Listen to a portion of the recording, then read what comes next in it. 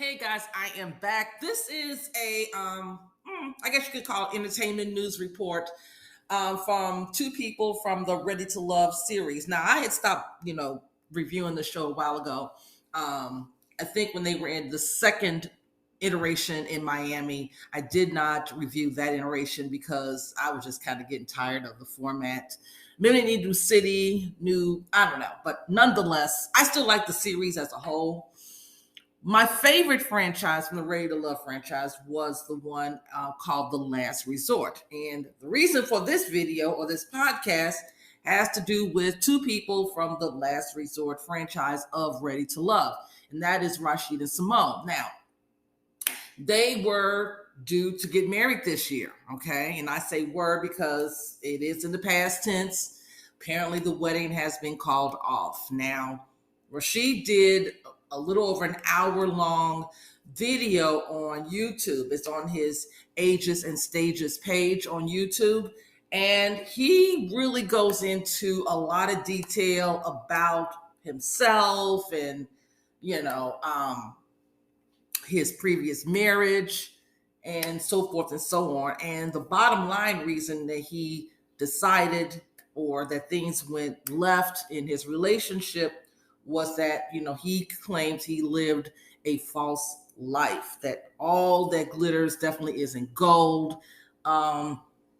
He, wearing fake Rolexes and fake diamonds. And, he says that he is a narcissist. It really was like, okay, this was definitely a lot of information. He said that he just overextended himself. He has bad credit. He just wasn't able to do any more paying for the things that Simone wanted, such as this wedding and trips and all this kind of stuff. So let me just, in summary, just say this part. I'll summarize this much. I'm trying to understand a few different things here with this whole Rashid and Simone breakup situation. Now, I've read some comments. People have been saying, well, Simone did a background check and a credit check, did it online. They did, open each other's information, read what was on there. Rashid even made fun of Simone. I think because she had there was some wrong information that was left on her credit report. One was a wrongful eviction notice. She explained that whole situation, all of that. So given that she did a background check, the question is, how did she not know his financial situation? He's blaming him not being truthful and being upfront with his finances. He's living paycheck to paycheck, he says. And what he does for a living, his moniker on Instagram is Rashid the Car God, okay? He sells luxury vehicles. And what it looks like, based on what I can tell, is that he flips. Like you do flipping homes, he flips cars. He goes out, buys these luxury vehicles, customizes them, and sells them back to individuals, right? And it's something he actually did. I did see the episode with, he did an episode on his channel where he got a car customized for Uncle Tommy, who is the host on Ready for Love. And he's also on the Steve Harvey Morning Show. So he does this for a living. And the image he said that he gives on social media isn't the image or isn't the truth of who he is and what he really has going on or doesn't have going on. And I'm like, okay, we know for a fact, when it comes to social media, you get a lot of people out here flexing on social media with all the cars, the jewelry, champagne lifestyle, and they really don't have that type of lifestyle. We know that does happen. We know on these reality shows, a lot of these people who are claiming to be one thing are really not, So that is not completely unheard of. We've seen this before. But in his case, though, the question comes up again. Simone just did this huge thing with Derek Jackson and Jared. She really she gets into whole. She's always does background checks and credit checks. Want to make sure that her man has a passport. Make sure that they have the finances. Make sure they have this, that, and the third things that she wants. So supposedly she was aware of some things of his finances, but it sounds like he continued to make more of a financial mess as time moved on. And it got to the place where they had to even reschedule their wedding date. Now, granted, when they got engaged, they never gave a date, okay, on publicly. They never gave their date out.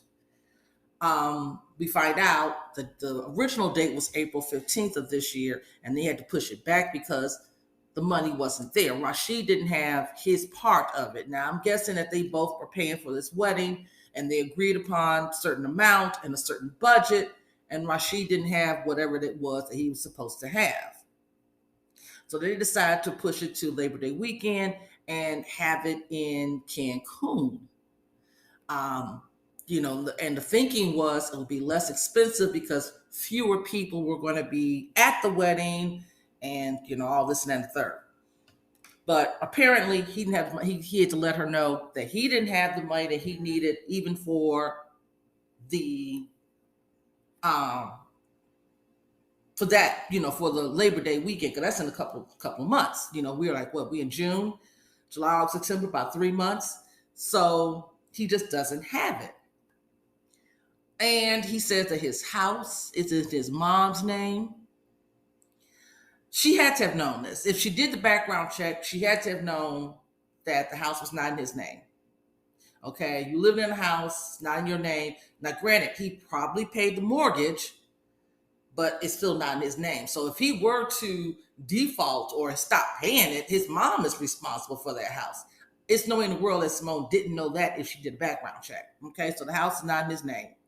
He got several different cars that he has not sold, that he's still paying for, that he can't afford to pay for, that he got his child support. He's paying child support. He got student loans.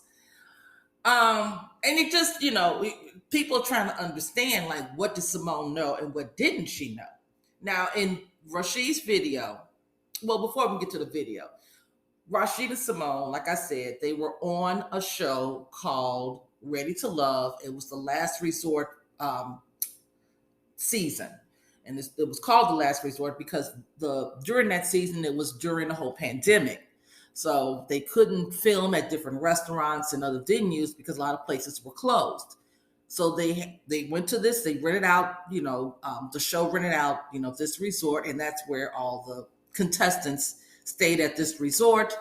And on the show, Rashid and Simone did have a date. Now, he was interested in someone else at first. That didn't work out.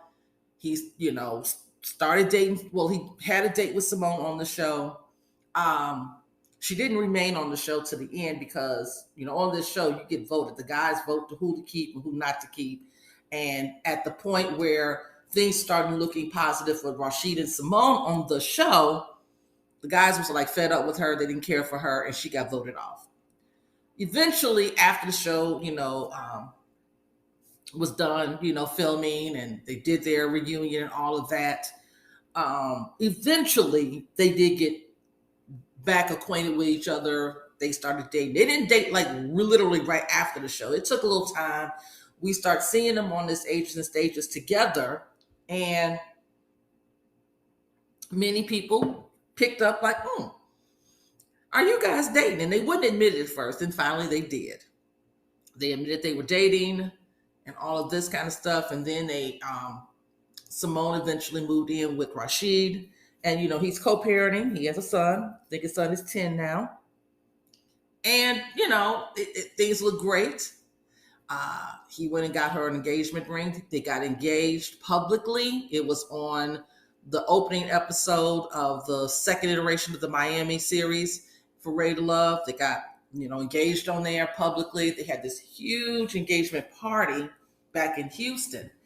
Some content creators attended that party. and came back and talked about how wonderful and how lavish. Now, it wasn't an own event. There were no own cameras there. I was a little surprised that OWN didn't pick up on, want to do a ready to wed, because that's what they want to do. They want to go through, showcase, planning for the wedding and all that good stuff. That's what they wanted to do. And so they even decided, because OWN didn't do it or didn't want to do it, they were going to hire someone who had already started putting together film regarding, them, planning their wedding. So how did we get here? How did we get to this place? How did we get to the place where now Rashid is doing a video? He begins it with his childhood, about his parents and them getting divorced, I think when he was like 8. And he talked about his learning disability and how he was behind in school and things like that. And it took him a while to catch up. And I don't remember exactly what the learning disability was. I don't know if it was ADHD or I'm not really sure. But whatever it was, he had it. He was able to overcome it. He was an athlete. He played basketball. He actually ended up going to Alabama A&M and played basketball there. He talked about all of that. Joined a fraternity.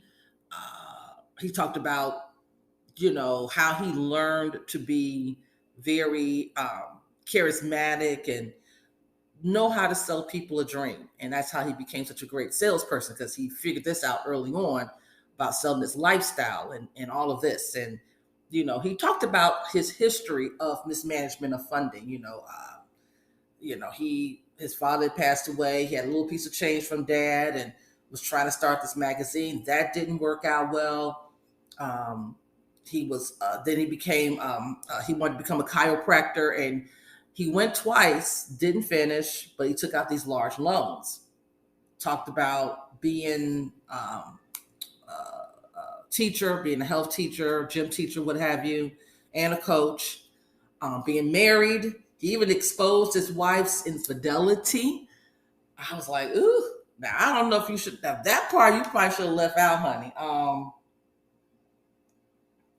It's one thing to talk about your shortcomings, but it's definitely another thing to bring up someone else's shortcomings. And I'm like, ooh, I don't think that part was necessary to tell his story. He could have just continued on saying, he's divorced. Just say, hey, things didn't work out. And you could have skipped the infidelity part. You definitely could have skipped that. But he went on and talked about that. He said this whole video admission was freeing for him, and he's looking to free himself and hopefully to build a better future for his son and all this good stuff. But as far as him and Simone, I don't know.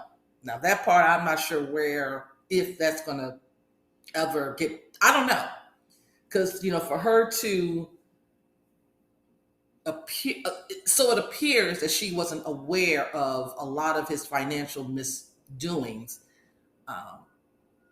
I guess maybe he promised her he would get it together and work on his credit, work on everything, and he just started making things worse. And I guess she felt betrayed as a result. Like, you're claiming I was giving you grace for these financial issues, but now you're still going down that road and you're still not doing better. I can't keep going with you. I'm guessing that was the issue. I don't know, girl. I don't know. This is gonna be interesting. I don't know. I'm not saying that one way or the other whose side I'm on.